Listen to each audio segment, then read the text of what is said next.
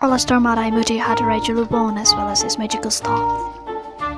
This is Alastor Madeyemoodywand, with a bulbous handle with a little crook, crafted with 2 rings with a metallic look. It's full of crooked textures, discards from Moody bottles, with a sharp pointing tip.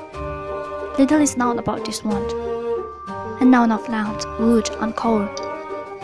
Besides its unique appearance just like Moody, this one has special abilities called disillusionment charm.